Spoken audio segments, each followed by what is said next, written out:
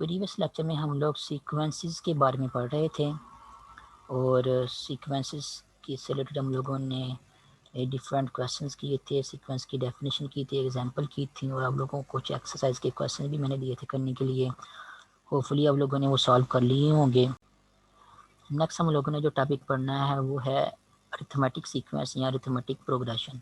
ये सीक्वेंसेस की हम लोगों ने फॉर टाइप्स पढ़नी हैं, उनके एलिमेंट्स, उनमें एलिमेंट्स किस तरतीब से आ रहे हैं उस तरतीब को माइंड में रखते हुए, तो तरतीब में उस तरतीब को माइंड में रखते हुए सीक्वेंसेस की 2-3 टाइप्स हैं, जिनमें जो सबसे पहली टाइप है वो है अरिथमेटिक सीक्वेंस या अरिथमेटिक प्रोग्रेशन। तो अरिथमेटिक सीक्वेंस क्या होती है? एंड अरिथमेटिक सीक्वेंस और arithmetic progression is a sequence in which every term is obtained by adding some fixed number to the preceding term। ठीक है, ऐसे सीक्वेंस जिसमें आप जो है वो अगर आप एक टर्म में कोई फिक्स टर्म नंबर जो है वो ऐड करें तो आपको जो है अगले वाले टर्म जो है वो सीक्वेंस की मिल जाए हमेशा। तो अगर किसी सीक्वेंस में इस तरह की खास बात पाई जा रही है तो उस सीक्वेंस को हम जो है वो अरिथमेटिक सीक्वेंस या अरिथमेटिक प्रोग्रेशन कहते हैं। ठीक है, the fix number is the common difference of to consecutive terms denoted by D.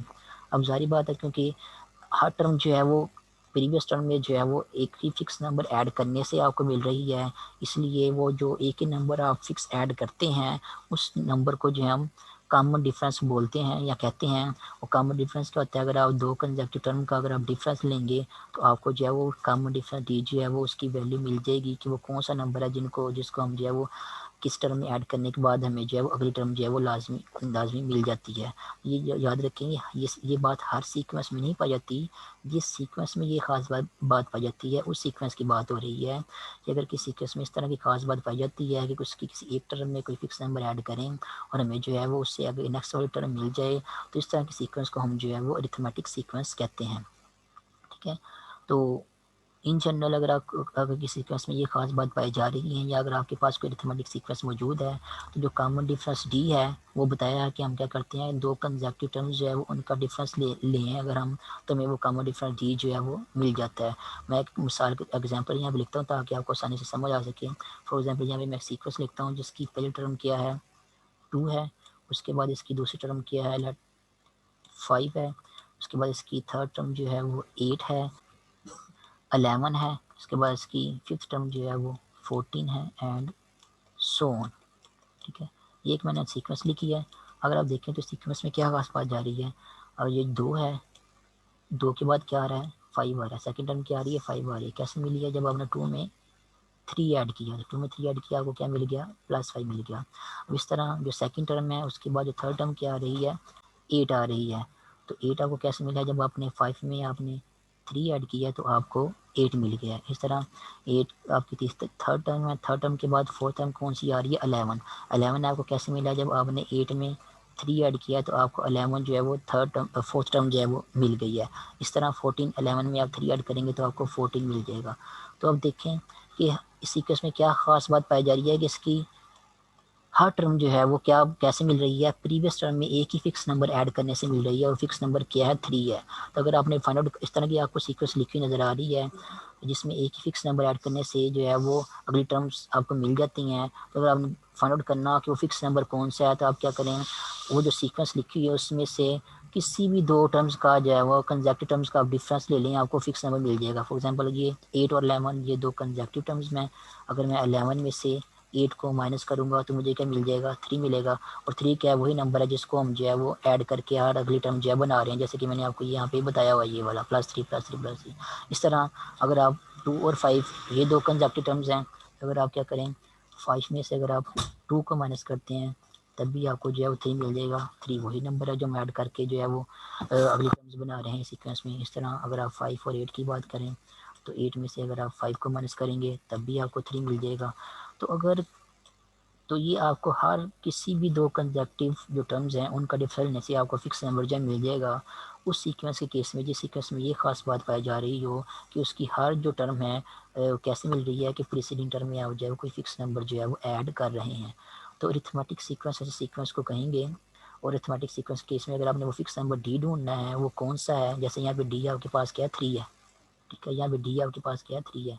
और इन जनरल अगर आपने वो डी नंबर वो नंबर ढूंढना है जो फिक्स नंबर ऐड करने से आपको नई टर्म्स अगली टर्म्स में मिल रही हैं, तो कैसे मिलेगा कि इन जनरल आप जो है किसी भी दो कंसेक्यूटिव टर्म्स का जो है वो डिफरेंस ले लें। जैसे यहाँ पे इन जनरल लिखा हुआ है, यहाँ पे ए nth टर्म में से जो है वो उससे पीछे वाली टर्म n-1th टर्म जो है वो माइनस की हुई है, तो माइनस करने के बाद हमें जो आंसर मिलेगा वो क्या मिलेगा, हमें वो डी मिलेगा, वो फिक्स नंबर मिलेगा अरिथमेटिक सीक्वेंस के केस में, जिसको हम क्या कहते हैं कॉमन डिफरेंस बोलते हैं। और जिसको हम अगर आप किसी टर्म में ऐड करेंगे तो आपको उससे अगली वाली टर्म जो है वो हमेशा मिल जाएगी। जैसे यहाँ पे 14 में अगर हम नेक्स्ट फर्दर जो है वो 3 ऐड करेंगे तो हमें क्या मिलेगा 17, तो हमें उस सीक्वेंस की उससे अगली वाली टर्म जो है वो मिल जाएगी, जो कि उससे पिछली टर्म में जो है वो कॉमन डिफरेंस डी ऐड करने के बाद जो है वो मिल गई है हमें। तो किस सीक्वेंस में अगर ये खास बात पाई जा रही है तो उसको अरिथमेटिक सीक्वेंस बोलते हैं। ठीक है, अब देखिए अरिथमेटिक सीक्वेंस फिर किस तरह की होगी, इन जनरल इस तरह की होगी। A1 पहली टर्म होगी उसकी, फिर A1 में अगर आप क्या करेंगे डी ऐड कर देंगे तो आपको क्या मिल जाएगी, ये आपको दूसरी टर्म मिल जाएगी। दूसरी टर्म आपके पास क्या बन जाएगी A1 प्लस डी, ये क्या बन जाएगी दूसरी टर्म, ये आपके पास क्या है दूसरी टर्म। अब आप दूसरी टर्म में अगेन डी ऐड करेंगे तो आपको कौन सी टर्म मिल जाएगी, तीसरी टर्म मिलेगी। अगेन डी ऐड करेंगे तो ये क्या बन रहा है A1 प्लस 2D, तो A1 प्लस 2D क्या हो जाएगा, ये उस सीक्वेंस की तीसरी टर्म बन जाएगी। ये देखें यहाँ पर लिखा हुआ है A1 प्लस 2D, ये क्या है उसकी तीसरी टर्म है। उसी तरह अभी आपके पास जो है वो तीसरी टर्म है, अगर आपने फोर्थ टर्म ढूंढनी है तो इस तीसरी टर्म में क्या करें फिर डी ऐड कर दें, तो A1 प्लस 2D में अगर हम फिर से डी ऐड कर देंगे तो हमें क्या मिलेगा, हमें मिलेगा A1 प्लस 3D, तो A1 प्लस 3D क्या होगी, अब फोर्थ टर्म होगी उस सीक्वेंस की। तो एंड सो आगे जाके अब यहाँ पे A1 प्लस 3D यहाँ पे भी जो है वो लिख सकते हैं। देखें फर्स्ट टर्म क्या आ रही है A1, फर्स्ट टर्म आपके पास आ रही है, मैं इसको ज़रा करता हूँ यहाँ पे थोड़ा समझा सकूँ। फर्स्ट टर्म आपके पास आ रही है देखें A1, सेकेंड टर्म क्या आ रही है आपके पास A1 प्लस डी या A1 प्लस 1D, एक ही बात है। उसके बाद जो थर्ड टर्म है उसमें डी के साथ जो है वो 2 आ रहा है। ठीक है, सेकंड टर्म में क्या आ रहा है, डी के साथ 1 आ रहा है। जो थर्ड टर्म है उसमें डी के साथ 2 आ रहा है। जो फोर्थ टर्म है उसमें डी के साथ देखिए यहाँ पे 3 आ रहा है। इस तरह जो फिफ्थ टर्म होगी उसमें A1 प्लस डी के साथ क्या होगा 4 आ जाएगा। यानी कि जितनी नंबर वाली टर्म है यहाँ पे डी के साथ उससे एक नंबर जो है वो कम आ रहा है। ठीक है, उसी तरह अगर आप जो है वो n प्लस 1 टर्म लिखेंगे तो n प्लस 1 टर्म क्या होगी आपके पास, वो A1 प्लस ND होगी। ठीक है, अगर आप इस तरह nth टर्म लिखेंगे तो वो क्या होगी, nth टर्म आपके होगी के पास होगी A1 प्लस डी के साथ एक नंबर आएगा जो n से एक कम होगा। तो n से एक का नंबर कम कौन सा होता है, वो होता है n-1। ठीक है, तो यहाँ पे n-1 आ जाएगा, ये आपके पास कॉन्स्टेंट बन जाएगी। ये आपके पास इस सीक्वेंस की अरिथमेटिक सीक्वेंस की nth टर्म या जनरल टर्म आपको जो है वो बन जाएगी, ये वाली आपके पास। तो ये यहाँ पे लिखा हुआ है, यहाँ पे यही बात है यहाँ पे की हुई है। A1 क्या है फर्स्ट टर्म है, सेकंड टर्म क्या है फर्स्ट टर्म में डी ऐड किया है तो आपको क्या मिला है, आपको सेकंड टर्म मिल गया है। उसके बाद थर्ड टर्म क्या है कि फर्स्ट सेकंड टर्म में जो है वो फिर से डी ऐड करेंगे तो वो क्या बन जाएगा A1 प्लस 2D बन जाएगा, वो आपके पास क्या है ये थर्ड टर्म है।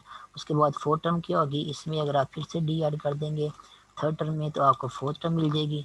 फिर से डी ऐड करेंगे तो क्या बन जाएगा A1 प्लस 3D, ये आपके पास क्या बन जाएगी फोर्थ टर्म बन जाएगी। तो अब देखें फर्स्ट टर्म A1 है, ये आपके पास फर्स्ट टर्म है ये वाली। सेकेंड जो टर्म है ये वाली उसमें देखें तो डी के साथ क्या आ रहा है, डी के साथ 1 आ रहा है। ठीक है, जो थर्ड टर्म है ये वाली उसमें देखें उसमें डी के साथ क्या आ रहा है, डी के साथ 2 आ रहा है, एक नंबर कम आ रहा है यहाँ। जो फोर्थ टर्म है ये वाली उसमें देखें उसमें डी के साथ क्या आ रहा है 3 आ रहा है, इस 4 में से एक नंबर जो है वो कम आ रहा है। तो जितने नंबर वाली टर्म है डी के साथ उसमें से एक नंबर जो है वो कम आ रहा है हमेशा। तो फोर्थ टर्म में क्या आ रहा है A1 प्लस 3D। इस तरह अगर आप फिफ्थ टर्म लिखेंगे तो वो क्या होगा A1 प्लस 4D। इसी तरह अगर आप टेंथ टर्म लिखेंगे तो वो क्या होगा A1 प्लस 9D, एक कम आ जाएगा यहाँ पे। और इस तरह आप इन जनरल अगर nth टर्म लिखेंगे किसी इस अरिथमेटिक सीक्वेंस की तो वो क्या होगा, nth टर्म आपके पास होगी A1 प्लस n-1D, यहाँ पे D के साथ क्या आ जाएगा एक नंबर कम आ जाएगा। तो ये क्या बन जाएगा, अरिथमेटिक जो प्रोग्रेशन होता है या अरिथमेटिक जो सीक्वेंस होती है उसकी nth टर्म का फार्मूला आपको जो है यहाँ पे मिल जाएगा an, ये आप लोगों ने याद रखना है लाजमी। an is equal to A1 plus n-1D here a n is called nth term of general term of arithmetic sequence या फिर अरिथमेटिक प्रोग्रेशन। तो ये वाला फार्मूला आप लोगों ने याद रखना है। ये कोई भी अरिथमेटिक प्रोग्रेशन अरिथमेटिक सीक्वेंस हो आपके पास, ये उसकी nth टर्म का फार्मूला है। इस फार्मूले को यूज़ करते हुए आप सीक्वेंस की कोई सी भी नंबर वाली टर्म जो है वो फाइंड आउट कर सकते हैं। ठीक है। फॉर एग्जाम्पल यहाँ आपको याद है मैंने पहले यहाँ पे एक सीक्वेंस लिखी थी, वो क्या थी, 2 उसकी पहली एंट्री थी, उसके बाद 5 था, 5 के बाद 8 था, 8 के बाद 11, 11 के बाद 14, 14 एंड सो ऑन, 14 के बाद 17 एंड सो ऑन जो भी है। अब ये आपके पास क्या लिखा हुआ है, ये एक अरिथमेटिक सीक्वेंस लिखी हुई है। क्यों अरिथमेटिक सीक्वेंस है, जज आप लोगों ने खुद ही करना है। जज आप लोगों ने कैसे करना है, अगर आप देखते हैं कि हर टर्म जो है वो प्रीवियस टर्म में जो है में से जो है वो कोई फिक्स नंबर ऐड करने से अगर आपको मिल रही है, इसका मतलब ये है कि वो क्या होगी, अरिथमेटिक सीक्वेंस होगी। याद रखना हर टर्म की बात कर रहा हूँ, कोई सी भी दो टर्म की बात नहीं कर रहा। हर टर्म जितने भी दो कंसेक्टिव टर्म आ रही हैं, हर टर्म कैसे आपको मिले, प्रीवियस टर्म में कोई फिक्स नंबर जो है ऐड करने से मिले। या फिर आप ये भी देख सकते हैं कि कोई सी भी दो कंसेक्टिव टर्म्स हों, अगर आप उनका डिफरेंस लें, जैसे 5 में से 2 को माइनस करें तब भी 3 आए आपके पास, कोई फिक्स नंबर है, 3 है, कोई फिक्स नंबर है। इस तरह अब अगर आप 8 में से 5 को माइनस करें तब भी 3 आएगा, 11 में से 8 को माइनस करेंगे तब भी 3 आएगा, 14 में से 11 को माइनस करेंगे तब भी 3 आएगा, 17 में से 14 को माइनस करेंगे तब भी 3 आएगा। तो अगर दो कंसेक्टिव टर्म्स का डिफरेंस अगर हमेशा फिक्स आ रहा है, हमेशा याद रखना, कोई एक दो टर्म्स की बात नहीं मैं कर रहा, हमेशा की बात कर रहा हूँ, मीन सब के लिए बात कर रहा हूँ। तो जितनी भी टर्म्स लिखी हुई हैं, अगर सब टर्म्स में दो कंसेक्टिव टर्म्स का डिफरेंस अगर हमेशा जो है वो फिक्स नंबर आ रहा है, सेम आ रहा है, तो वो सीक्वेंस क्या होगी, आपके पास एक अरिथमेटिक सीक्वेंस होगी। वो जो नंबर फिक्स आता है, ये वाला, जिसको हम जो है ऐड करके अगली टर्म जो है वो हासिल कर सकते हैं, उस फिक्स नंबर को हम क्या बोलते हैं, वो है उस सीक्वेंस अरिथमेटिक सीक्वेंस का कॉमन डिफरेंस, जिसको हम डी से डिनोट करते हैं। तो यहाँ पे डी की वैल्यू आपके पास क्या है, 3 है। और A1 जिसको जो कि फर्स्ट टर्म होती है, यहाँ पे A1 किसके इक्वल है, यहाँ पे A1 आपके पास 2 के इक्वल है। तो A1 के आपका भी आपको पता चल रहा है वो यहाँ पे क्या है, वो 2 है। डी का भी आपको पता है वो क्या 3 है। और कोई भी अरिथमेटिक सीक्वेंस हो, उसकी nth टर्म का फार्मूला आपको यहाँ पे मैंने स्क्रीन पे लिखा और बताया है कि उसके nth टर्म का फार्मूला जो है ये वाला होता है। nth टर्म ये जनरल टर्म है, आप इस फार्मूले को यूज़ करते हो उस अरिथमेटिक सीक्वेंस की कोई से भी नंबर वाली टर्म जो है वो फाइंड आउट कर सकते हैं। फॉर एग्जांपल ये जो सीक्वेंस मैंने आपको यहाँ पे लिखी हुई है, इसकी अगर आप काउंट करें तो 1 2 3 4 11 जो है सीक्वेंस की 4th टर्म है। ठीक है, 11 इस सीक्वेंस की कौन सी है, 4th टर्म है। अगर मैं इस फार्मूले को यूज़ करके इस सीक्वेंस की 4th टर्म ढूंढूं तो देखते हैं कि मैं वो इस सीक्वेंस की 4th टर्म जो है वो क्या मिलती है। फार्मूला क्या है, an is equal to A1 plus n minus 1d। इस फार्मूले को यूज़ करते हुए मैंने 4th टर्म जो है ढूंढनी है, तो मैं क्या करूँगा, इस फार्मूला में जो है वो n की जगह जो है वो 4 पुट कर दूंगा। तो n की जगह इस फार्मूले में अगर मैं 4 पुट करता हूँ तो मुझे क्या मिलता है, A4 is equal to A1 plus n की जगह जब यहाँ पे 4 पुट करेंगे तो n माइनस 1 यानी कि 4 माइनस 1 वो क्या बन जाएगा, मेरे पास 3 बन जाएगा। और साथ में क्या आ जाएगा, t आ जाएगा। तो इस फार्मूले में मैंने n की जगह जो है वो 4 पुट कर दिया ताकि मुझे इस सीक्वेंस की 4th टर्म जो है वो मिल सके, यहाँ पता चल सके कि इस सीक्वेंस की 4th टर्म जो है वो क्या होगी। अब उसके बाद नेक्स्ट 4th टर्म क्योंकि हमने ढूंढनी है, इस 4 को वैसे लिखा देते हैं। और A1 की वैल्यू हमें पता है सीक्वेंस की, A1 की वैल्यू क्या है, A1 की वैल्यू 2 है। तो A1 की वैल्यू मैं 2 यहाँ पे पुट कर देता हूँ। और उसके बाद प्लस 3। और डी की वैल्यू क्या है, डी की वैल्यू यहाँ पे इस सीक्वेंस की डी की वैल्यू 3 है। तो डी की वैल्यू भी यहाँ पे साथ में पुट कर देते हैं। अब उसके बाद सिंप्लीफाई करके देखते हैं आंसर क्या आता है, 2 प्लस 3 टाइम्स 3 9। तो 2 प्लस 9 किसके इक्वल होता है, 2 प्लस 9 आपके पास होता है 11 के इक्वल। तो आपको A4 का आंसर मिल गया। यहाँ पे A4 का आंसर क्या आ रहा है, 11 आ रहा है। इसका मतलब ये जो सीक्वेंस है जिसमें A1 2 के इक्वल था और D 3 के इक्वल था, उस सीक्वेंस की जो 4th टर्म है A4 वो क्या होगी, वो 11 की इक्वल होगी। तो यहाँ से भी आप क्लियर दे सकते हैं कि आपकी 4th टर्म जो है वो 11 ही है। तो ये किसी भी अरिथमेटिक सीक्वेंस की nth टर्म का जनरल फार्मूला है। अगर आपको किसी सीक्वेंस की फर्स्ट टर्म पता है और डिफरेंस के बारे में बताया कि उसमें डिफरेंस क्या आ रहा है, तो आप उस सीक्वेंस की कोई सी भी नंबर वाली टर्म जो है वो फाइंड आउट कर सकते हैं इस फार्मूले को यूज़ करते हुए। जैसे मैंने अभी जो है वो इस फार्मूले को यूज़ करते हुए इस सीक्वेंस की फोर्थ टर्म जो 11 है वो फाइंड आउट की है, ठीक है। तो अगर आप इसी फार्मूले को यूज़ करते हुए अगर आप जो है इस तरह इस सीक्वेंस की फिफ्थ टर्म 14 वो भी फाइंड आउट कर सकते हैं, सिक्स टर्म भी फाइंड आउट कर सकते हैं, 10वीं टर्म भी फाइंड आउट कर सकते हैं, 50वीं टर्म भी फाइंड आउट कर सकते हैं, 100th टर्म भी फाइंड आउट कर सकते हैं। जो भी नंबर वाली टर्म आपने फाइंड आउट करनी है जस्ट एन की जगह वो नंबर पुट करें, ठीक है। तो आपको उसने नंबर वाली टर्म जो है वो सीक्वेंस की मिल जाएगी, आपको सारी की सारी टर्म जो है वो निकालने की ज़रूरत नहीं पड़ेगी, ठीक है। तो ये इस फार्मूले का फ़ायदा हो जाएगा कि आपको सारी की सारी टर्म निकालनी नहीं पड़ेंगी। अगर आपसे कोई 21वीं टर्म निकालने के लिए कहा गया है तो आप डायरेक्ट फार्मूले में जो है वो एन की जगह 21 पुट करेंगे तो आपको 21वीं टर्म जो है वो मिल जाएगी उस सीक्वेंस की। तो ये है अरिथमेटिक सीक्वेंस। क्या होती है? ऐसे सीक्वेंस जिसमें कॉमन डिफरेंस जो है सेम आ रहा हो, ऐसे सीक्वेंस जिसमें हर टर्म जो है वो प्रीवियस टर्म में जो है वो कोई फिक्स नंबर ऐड करने से मिले, तो उस सीक्वेंस को हम जो है वो अरिथमेटिक सीक्वेंस कहते हैं। और उस अरिथमेटिक सीक्वेंस का जनरल फार्मूला जो है वो भी मैंने आपको बता दिया, जिसकी मदद से हम किसी सीक्वेंस की कोई सी भी नंबर वाली टर्म जो है वो फाइंड आउट कर सकते हैं। उसके बाद नेक्स्ट इसी तरह की यहाँ पे एक एग्जांपल की हुई है, एग्जांपल नंबर 1 देखते हैं उसमें अरिथमेटिक सीक्वेंस के बारे में क्या पूछा गया और क्या फाइंड आउट करना है। तो एग्जांपल नंबर 1 में ये कह रहे हैं, if first term of an AP means arithmetic progression या arithmetic sequence। हम कह रहे हैं कि if first term of an AP is 2, ठीक है। कहते हैं अगर किसी arithmetic sequence की first term जो है वो 2 है and common difference is 3, common difference mean जो कि D था वो अगर 3 है, then find the general term and 12th term of an AP। अब वो कहते हैं कि उस सीक्वेंस की जनरल टर्म भी फाइंड आउट करें और उस सीक्वेंस की जो 12th टर्म है वो भी फाइंड आउट करें। तो बिल्कुल वैसे ही करेंगे जैसे हम लोगों ने पहले मैंने आप लोगों को एक एग्जांपल भी करवाई है, उसी पैटर्न को फॉलो करेंगे। क्वेश्चन में क्या गिवन दिया गया है? क्वेश्चन में ये गिवन दिया गया है कि जो भी अरिथमेटिक सीक्वेंस है उसकी फर्स्ट टर्म क्या है? 2 है। तो यहाँ पे हम लिख देंगे सोल्यूशन में कि जो भी अरिथमेटिक सीक्वेंस है उसकी फर्स्ट टर्म यानी कि A1 वो क्या है? 2 है। उसके बाद क्या और क्या गिवन है? और ये गिवन है कि कॉमन डिफरेंस जो है वो सीक्वेंस में वो क्या है? 3 है। तो कॉमन डिफरेंस को हम डी से डिनोट करते हैं, तो कॉमन डिफरेंस में क्या गिवन है? वो 3 गिवन दिया गया है। तो ये दो वैल्यूज हमें गिवन दी गई हैं। हमने क्या फाइंड करना है? हमने जनरल टर्म फाइंड करनी है, मीन्स nth टर्म फाइंड करनी है और 12th टर्म जो है वो फाइंड करनी है। तो सबसे पहले हम क्या करते हैं? जनरल टर्म फाइंड करते हैं। हमें पता है कोई भी अरिथमेटिक सीक्वेंस हो उसकी जनरल टर्म या nth टर्म का फॉर्मूला क्या होता है?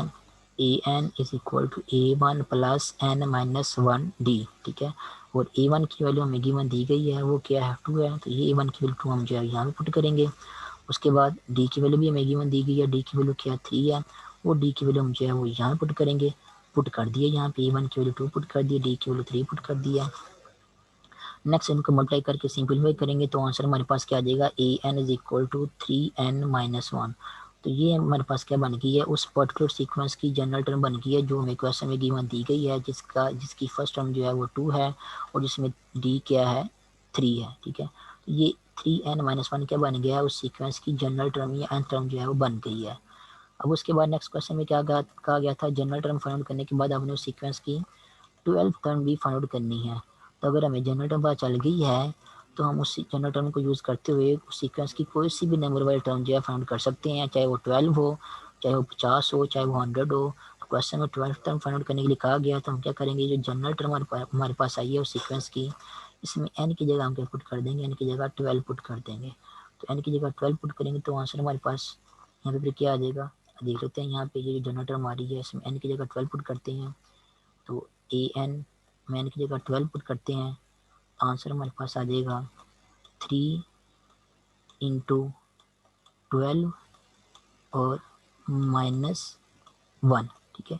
यहाँ पे n की जगह क्या पुट कर दी है? 12 पुट कर दी, क्योंकि हमने 12th टर्म जो है वो फाइंड आउट करनी थी उस सीक्वेंस की। तो क्या बन जाएगा आपके पास? यहाँ पे n की जगह 12 आ जाएगा, तो 3 इंटू 12 माइनस 1 ये पुट कर दिया। अब इसको सिंप्लीफाई करते हैं। 3 को जब 12 से मल्टीप्लाई करेंगे तो आंसर हमारे पास क्या आएगा? 36। और यहाँ पे क्या है? माइनस 1 माइनस हो रहा है, ये इसको जब सॉल्व करेंगे तो हमारे पास आंसर क्या आ जाएगा? 35। तो ये क्या है? nth टर्म को यूज़ करते हमने क्या कर दिया है? उस सीक्वेंस की जो 12th टर्म थी 35 वो हमने फाइंड आउट कर ली है। तो nth टर्म वाले फार्मूले को यूज़ करते हुए भी आप जो है वो किसी अरिथमेटिक सीक्वेंस की जो है वो 12th टर्म जो है फाइंड आउट कर सकते हैं। या फिर जो मैंने बाय डेफिनेशन आपको एक बार पहले ही बताया था कि अरिथमेटिक जो सीक्वेंस होती है उसकी कोई सी भी नंबर वाली टर्म हो, फॉर एग्जाम्पल ऐसे अगर 12 हो तो किसके इक्वल होती है? A1 प्लस D आता है यहाँ पे, और डी के साथ वो वाला नंबर आता है जो इससे एक कम होता है, तो यहाँ पे क्या आ जाएगा आपके पास, फिर डी के साथ 11 आ जाएगा। तो A1 प्लस 11D क्या होगी, अरिथमेटिक सीक्वेंस की 12th टर्म होगी। तो इस तरह भी आप 12th टर्म निकाल सकते हैं जैसे इन्होंने यहाँ पे निकाली हुई है, या फिर आपका जो जनरल 10th टर्म का फार्मूला बन गया है अरिथमेटिक सीक्वेंस का, आप उसको भी यूज़ करके जो है वो अरिथमेटिक सीक्वेंस की कोई सी भी नंबर वाली टर्म जो है वो फाइंड आउट कर सकते हैं। वो एग्जाम्पल नंबर 2 आपको स्क्रीन पे लिखी नज़र आ रही होगी। इसमें क्या है, जो बता रहा है कि कोई भी सीक्वेंस है उसकी पहली टर्म क्या है, 5 है, and 3 consecutive terms are 23, 26 and 29। ठीक है, राइट दी फर्स्ट 4 टर्म्स। अब इस क्वेश्चन में क्या गिवन दिया गया है, कहता है कि सीक्वेंस है जिसमें पहली टर्म जो है वो क्या है, वो 5 है, और उसके अलावा उस सीक्वेंस की 3 और कंसेक्टिव टर्म जो है उसने क्वेश्चन में दी हुई हैं, लेकिन ये नहीं बताया कि ये जो 3 और कंसेक्टिव टर्म्स हैं ये कौन से नंबर वाली टर्म है, क्या ये 5वीं, 6ठी और 7वीं टर्म है, या फिर क्या ये तीसरी, चौथी और 5वीं टर्म है, या फिर क्या ये दूसरी, तीसरी और चौथी टर्म है। ये उसने नहीं बताया कि कौन से नंबर वाली टर्म्स है, लेकिन ये उसने बता दिया कि ये 3 कंसेक्टिव टर्म्स हैं कि उस सीक्वेंस की, यानी कि ये इकट्ठी ही आएंगी। ठीक है, कंसेक्टिव का मतलब क्या होता है, कोई बिल्कुल जो एक साथ नंबर्स आते हैं उनमें उनके दरमियान कोई और नंबर ना आए, उनको कंसेक्टिव जो है वो बोलते हैं। तो ये कंसेक्टिव टर्म्स है, और सीक्वेंस की कंसेक्टिव टर्म्स का मतलब ये है कि तीनों क्या आएंगी, इकट्ठी ही आएंगी। ठीक है, तो सीक्वेंस की पहली टर्म क्या है आपके पास, 5 है, और सीक्वेंस में ये तीनों टर्म्स क्या आएंगी, इकट्ठी आएंगी। अगर इकट्ठी आ रही हैं तो हम चेक करके देख लेते हैं कि इनमें कॉमन डिफरेंस सेम आ रहा है, नहीं आ रहा। अगर तो कॉमन डिफरेंस सेम आया हर 2 टर्म्स का, तो इसका मतलब ये होगा कि ये अरिथमेटिक सीक्वेंस होगी।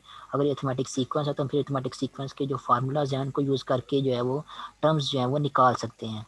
तो यहाँ पे देखें 23 और 26 ये दोनों कंसेक्टिवली आ रहे हैं। अगर हम क्या करें, 26 में से अगर हम जो है वो 23 को माइनस करें तो आंसर हमारे पास क्या आ रहा है, 3 आता है। ठीक है, उसके बाद इस तरह अगर आप 26 और 29 की बात करें तो 29 में से अगर आप 26 को माइनस करेंगे तब भी आपके पास क्या आ रहा है, 3 ही आ रहा है। तो आपने चेक कर लिया कि कोई सी भी 2 कंसेक्टिव टर्म्स को आप अगर आप माइनस करें तो माइनस करने के बाद आपका जो कंसेक्टिव डिफरेंस आ रहा है वो क्या आ रहा है, वो सेम ही आ रहा है। इसलिए ये सीक्वेंस आपके पास क्या होगी, ये सीक्वेंस आपके पास एक जो है वो अरिथमेटिक सीक्वेंस होगी।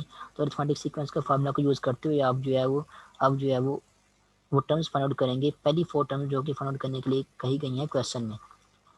तो अब देखते हैं इंडियन क्वेश्चन में हमें क्या गिवन दिया गया है। क्वेश्चन में हमें एक तो ये गिवन है कि जो अरिथमेटिक सीक्वेंस है उसकी पहली टर्म जो है वो 5 है। उसके अलावा ये जो 3 कंसेक्टिव टर्म्स दी हुई हैं इनमें से अगर हम कॉमन डिफरेंस लें तो कॉमन डिफरेंस लेने के बाद हमें जो डी की वैल्यू मिल रही है वो क्या मिल रही है, 3 मिल रही है। तो ओवरऑल हमें A1 की वैल्यू भी पता चल गई है और डी की वैल्यू भी पता चल गई है। अब A1 और डी की वैल्यू को यूज़ करते हम जो है वो कॉमन डिफरेंस को यूज़ करते हम जो है वो इस सीक्वेंस की जो बाकी टर्म जो है वो फाइंड आउट कर सकते हैं। तो क्वेश्चन में कौन सी टर्म्स कहा गया है, क्वेश्चन में पहले 4 टर्म जो है फाइंड आउट करने के लिए कहा गया है, जिसमें से पहली टर्म तो उसने पहले खुद से ही क्वेश्चन में गिवन दे दी है, वो क्या है, 5 है। इसका मतलब पहले टर्म हमें फाइंड आउट करने की ज़रूरत नहीं है, हमें दूसरी, तीसरी और चौथी टर्म जो है फाइंड आउट करनी पड़ेगी। और वो हम लोगों ने अगर फाइंड आउट कर ली तो पहले 4 टर्म जो है फाइंड आउट हो जाएंगी। तो हमें पता है क्योंकि हमें जो सीक्वेंस दी गई है वो अरिथमेटिक सीक्वेंस है, इसलिए जब भी किसी एक टर्म से अगली टर्म अगर हमने निकालनी है तो हम क्या करेंगे, उस एक टर्म में जो है वो कॉमन डिफरेंस डी जो है वो ऐड कर देंगे। जब डी ऐड करेंगे तो हमें उससे अगली टर्म जो है वो मिल जाएगी। फॉर एग्जांपल A1 5 है, तो अगर हमने A2 यानी कि सेकंड टर्म फाइंड आउट करनी है तो हम क्या करेंगे, इस A1 में जो है वो डी ऐड कर देंगे। तो A1 में जब डी ऐड करेंगे तो हमें क्या मिल जाएगा, उस सीक्वेंस की सेकंड टर्म या उससे आगे वाली टर्म जो है वो मिल जाएगी। तो A1 में अगर हम डी ऐड करेंगे तो हमें क्या मिलेगा, सेकंड टर्म जो है वो मिल जाएगी। तो A1 आपके पास 5 है, डी आपके पास 3 है, तो 5 प्लस 3 किसके इक्वल हो जाएगा, 8 हो जाएगा। तो ये 8 आपके पास क्या बन जाएगी, सीक्वेंस की सेकंड टर्म बन जाएगी।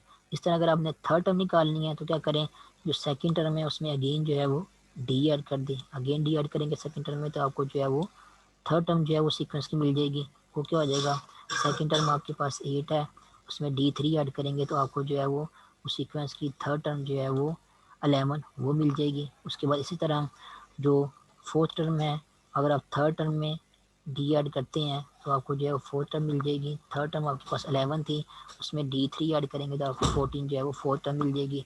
ओवरऑल आपके पास जो है वो पहली 4 टर्म जो है उस सीक्वेंस की आपको मिल जाएंगी, जिसमें पहली टर्म 5 है, दूसरी 8 है, तीसरी 11 है और चौथी क्या है, 14 है, ठीक है। तो ये आपको अरिथमेटिक सीक्वेंस की पहले 4 टर्म्स जो है मिल जाएंगे। तो ये था आपका क्वेश्चन। उसके बाद एक एग्जाम्पल और है यहाँ पे, इस जो कि एग्जाम्पल नंबर 3 है, बिल्कुल अरिथमेटिक प्रोग्रेशन से रिलेटेड ही है। वो कहता है find the number of terms of the AP if A1 is equal to 11 and nth term is equal to 68 and D is equal to 3।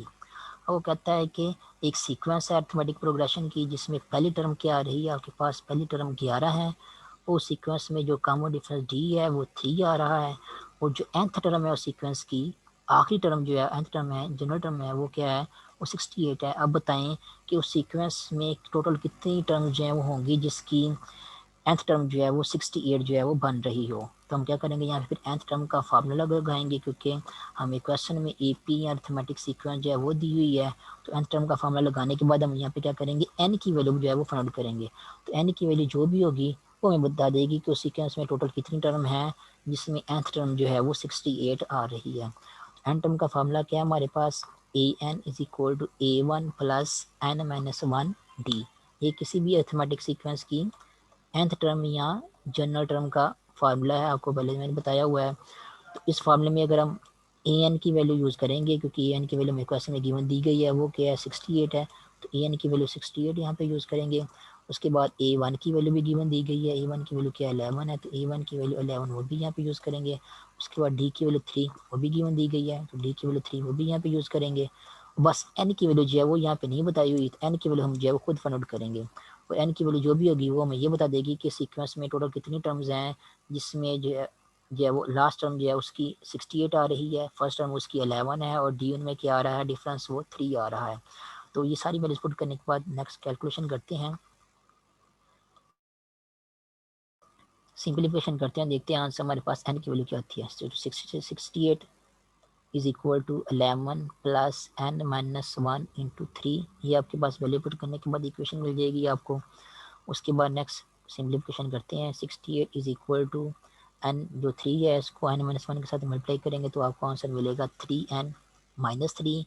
उसके बाद नेक्स्ट 11 में से जब हम 3 माइनस करेंगे तो हमारे पास आंसर आएगा +8। तो ओवरऑल ये आपके पास इक्वलिटी बन जाएगी 68 इज इक्वल टू 3n+8। और यहाँ से अगर आप जो है वो 3n को इसे राइट हैंड साइड पे रहने दें और 8 जो है उसको दूसरी साइड पे ले जाकर माइनस कर दें, तो आपको क्या मिलेगा 3n इज इक्वल टू 60। और यहाँ से n की वैल्यू आपको मिलेगी 60 डिवाइडेड बाई 3, और कैंसिलेशन करेंगे 3 के साथ आपको वहाँ से मिल जाएगा 20।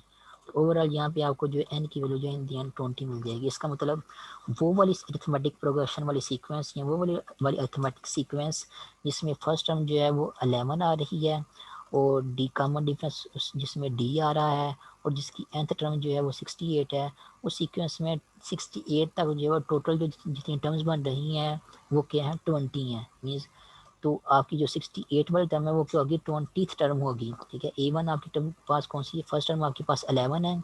अगर आप D का डिफरेंस रखते जाएंगे और D का डिफरेंस रखते हुए आप टर्म्स निकालते जाएंगे, जैसे 11 के बाद जो है वो इसमें 3 ऐड करेंगे तो आपको 14 मिलेगा, 14 में जब 3 ऐड करेंगे तो आपको 17 मिलेगा। इस तरह 3 ऐड करते करते जब आप जो टर्म्स निकालते जाएंगे तो जब आप 68 तक पहुँचेंगे तो 68 जो है वो 68 तक पहुँचने के बाद आपकी टोटल कितनी टर्म्स होंगी वो हमने यहाँ पे बताना था। तो 68 तक पहुँचते कि टोटल कितनी टर्म्स होंगी, वो उतनी होंगी जितनी आपकी 68 टर्म आपकी होगी, ठीक है। जैसे 11 तक आपकी एक टर्म है क्योंकि 11 फर्स्ट टर्म है, 14 आपकी दूसरी टर्म है तो 14 तक आपकी 2 टर्म्स बन जाएंगी, 17 आपकी तीसरी टर्म है तो 17 तक आपकी जो है थर्ड 3 टर्म्स बन जाएंगी। इसी तरह 68 टर्म आपकी जो है वो कौन से 68 जो नंबर आएगा आपके पास उस सीक्वेंस में, वो 68 नंबर जो है वो कौन से नंबर वाली टर्म होगी, वही नंबर आपको बता देगा कि 68 तक टोटल जो है वो कितनी नंबर ऑफ टर्म्स जो है वो आ रही हैं। वो नंबर हमें n बताता है, इसलिए हमने क्या किया n टर्म का फार्मूला यूज़ करके ये चेक कर लिया है कि 68 जो है वो कौन से नंबर वाली टर्म जो है बन रही है, वो 20वीं टर्म बन रही थी। इसका मतलब ये है कि 68 तक टोटल जो है वो हमारे पास जो है वो 20 टर्म जो है वो आ रही हैं अरिथमेटिक सीक्वेंस में। तो ये है एग्जाम्पल नंबर 3, ये भी अरिथमेटिक सीक्वेंस से रिलेटेड ही है। उसके अलावा एग्जाम्पल नंबर 4 और भी एक यहाँ पे अरिथमेटिक सीक्वेंस से रिलेटेड यहाँ पे की हुई है, ये फिर नेक्स्ट मीटिंग में करते हैं।